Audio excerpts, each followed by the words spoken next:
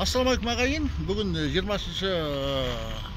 қараша күні Арқалық қаласында сот болып өтті.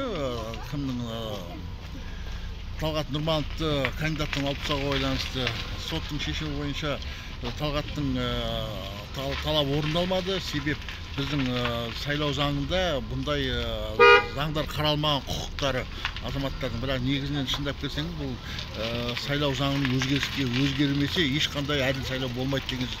Өйткені біздегі сайлау заңдарына қарасаңыз, тек мемлекетті қорғайтын, өзінің керек адамдарды ғана қолдап өтсетін сондай заңдарға екені көзіміз жетті. Бүгін сот қанша адамгершілікпен түсініп, кім Талғаттың достойный кандидат екенін біліп тұрса да, заңның тетіктерінен бұны қорғап, бұның талабын орындайтын статья таппады деп ойлаймын, өз басым. Өйткені адамгершілік ретінде мана қарап түсінгенім сол болды. Сондықтан да бұл облыс сотқа да береріміз, бірақ енді бұл бесполезный, жаңағындай ешқандай неше екенін білеміз, бірақ алдағы болашақта бір палаталық мемлекет, бір палаталық не болу үшін бізде ең бірінші сайлау заңдарын өзгертіп, әділ сайлауға қол жеткізу. Өйткені әділ сайлау болмайды, әділ сайлау заңдары болмайынша бізде әділетті мемлекеттің қамын ойлайтын азаматтар жоғарғы мінберге жете алмайды. Өйткені қазіргі сайлау заңында өз бетімен сайлауға қатысып, өзінің көзқарасы бар адамдарға тосқауыл қоятын сайлау заңында қаншама заңдар бар екенін көзім жетті.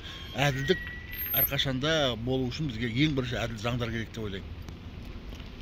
Кеш жарық ағайын, міне осы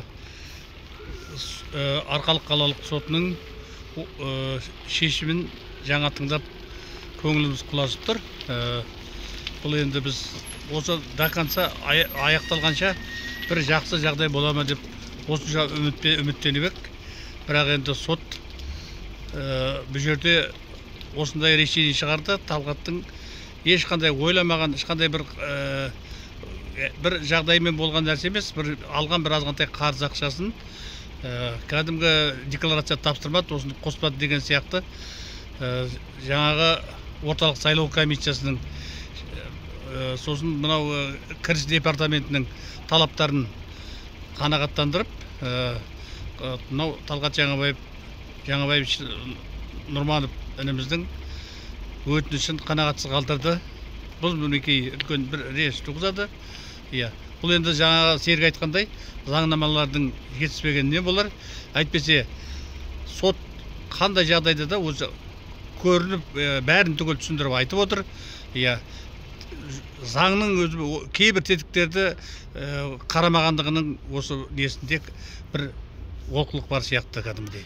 Мұндандай жағдайлар ешқандай жаңағы еш жерде болмаған оқиға осындай. Тағы бірден айта кеткім келеді, бұндай оқиға Арқалық қаласында бірінші рет болып отыр екен. Сотқа беру кандидатты үміткерлердің ең басты мәселесі, біз мемлекеттік органдарға сенімді жоғалтып бара жатырмыз. Сіз нотариально біреуге қарыз берсеңіз, ол қарызыңыз нотариустен көрініп тұр, 10 күнге алынған ақша 10 күн ішінде қайтарылады деген.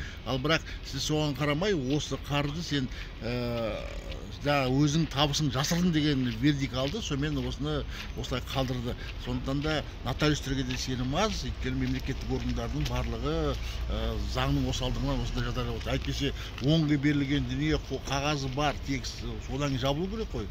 Жоқ, осын сен жасырдың деген ұсыныспен сайлаудан шеттетті. Өкінішті, бұл сайлаудың басы деп ойлаймын, өйткені қазір жастарымыздың барлығы ұмтылып жатыр. Сондықтан да қарыз беріп, қарыз алатын адамдар осындай мәселе алдыңыздан шығып қалмау үшін сақ болғандарыңызды қалаймын. Аман болыңыздар ағайын.